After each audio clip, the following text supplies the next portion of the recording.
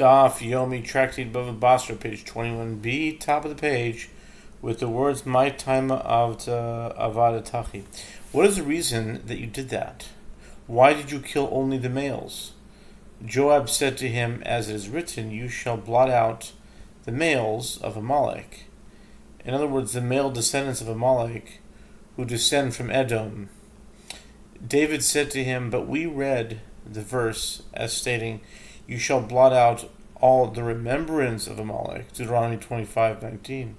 Joab said to him, "I was taught to read it as Zachar," meaning male. Joab went and asked his childhood Bible teacher. Joab said to him, "How did you read this word to us?"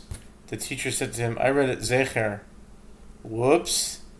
The teacher, that's my own thing.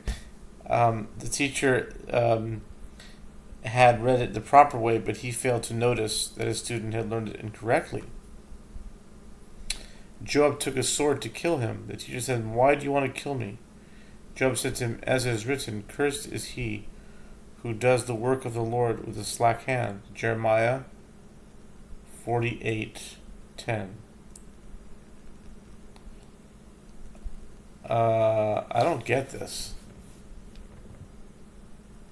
How could Joab be quoting Jeremiah if Jeremiah wasn't even born yet?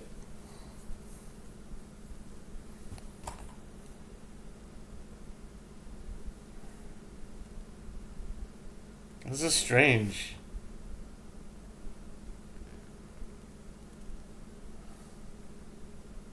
David came before all that. Doesn't make sense. Joab took a sword to kill him. The teacher said to him, "Why do you want to kill me?" Joab said to him, "It is written, cursed is he who does the work of the Lord with a slack hand." Jeremiah 48:10. And you taught me incorrectly. The teacher said to him, "Leave that man to remain as cursed. This is a sufficient punishment. There is no need to kill me."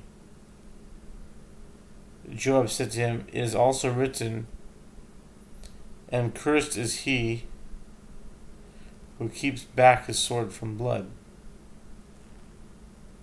Jeremiah 48:10. It doesn't make sense. How is Joab quoting from Jeremiah? There are those who say that Joab killed him, and there are those who say that he did not kill him. In any event, this episode demonstrates that an error learned in one's childhood stays with him his whole life.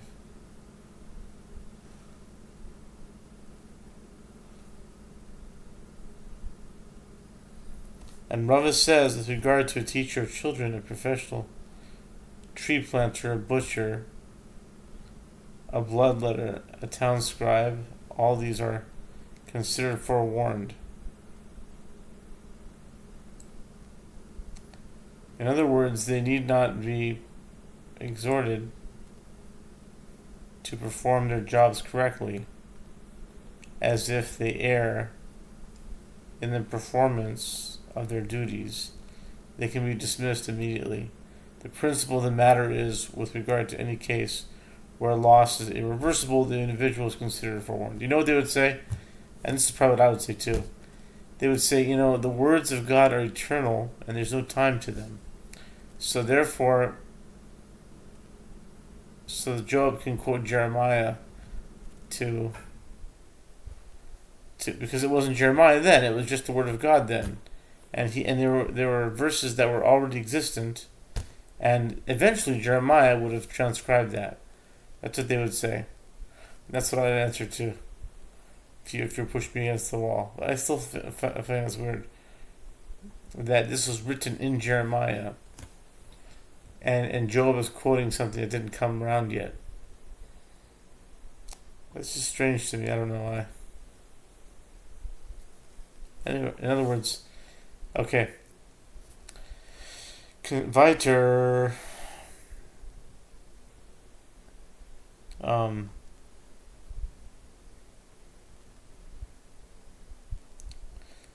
The principle of the matter is with regard to any case where loss is irreversible, the individual is considered forewarned.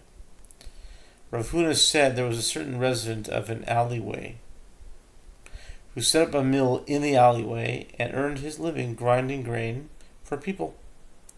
And subsequently another resident of the alleyway came and set up a mill next to his. The halacha is that the first one may prevent him from doing so if he wishes, as he can say to him, "You are disrupting my livelihood by taking my customers." The Gemara suggests, let us say, that a Brisa supports his opinion. One must distance fish traps from fish, in other words, from other fish traps, as far as the fish travels. In other words, the distance from which the fish will travel. The Gemara asks, and how much is this distance? Rav Huna says, up to a parsa, or parasang. This indicates that one must distance himself from the place where another has established his business. The Gemara responds that this is no proof. Perhaps fish are different as they look around. The one fish explores the area ahead of the others, indicating to them where to go. Once they encounter the first trap, they will not approach the second.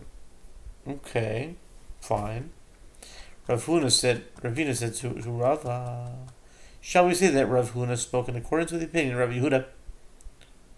As we learn in the Mishnah, Bava Mitzvah 60a, Rabbi Yehuda says the storekeeper may not hand out toasted grain and nuts to children who patronize his store due to the fact that he thereby accustoms them to come to him at the expense of competing storekeepers. And the rabbis permit doing so. This indicates, they can do it also. You know what I'm saying? Why can't they give out nuts and toasted grain also, to whatever was in vogue at the time? This indicates that according to the opinion of Rabbi Yehuda, all forms of competition are prohibited, which would include the scenario concerning the mill. Okay, weiter. The Gemara rejects this suggestion. You may even say that Rabbi Yehuda holds in accordance with the opinion of the rabbis. The rabbis disagree with Rabbi Yehuda only there, as a storekeeper can say to his competitor, if I distribute walnuts, you can distribute almonds. Yeah, that's what I said. But here, with regard to the resident of an alleyway who sets up a mill in the alleyway where another mill already exists, even the rabbis concede the owner of the first mill can say to him, you are disrupting my livelihood, as beforehand, whoever required grinding came to me, and you have provided them with another option. The Gemara raises an objection from a Batra. A man may establish a shop alongside the shop of another, as a bathhouse alongside the bathhouse of another, and the other cannot protest because the newcomer could say to him, you operate in your space and I operate in my space. The Gemara answers, this entire matter is a dispute between Tanaim and the Batra. The residents of an alleyway can compel one another to agree not to allow among them in an alleyway a tailor, a tanner, a teacher of children, nor any type of craftsman.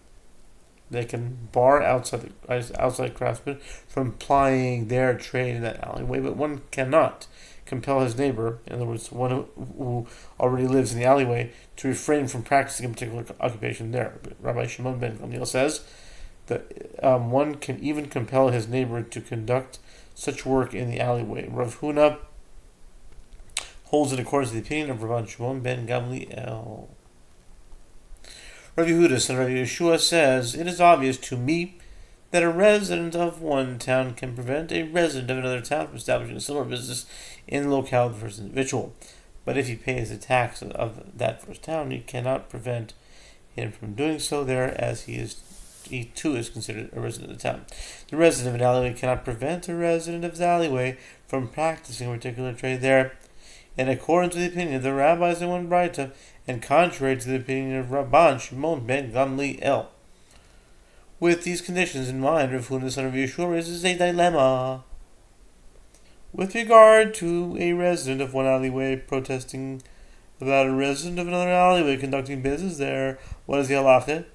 No answer was found, and the Gemara states that the dilemma shall stand unresolved. Teku. Wow. 21b. This would be Teku number 156.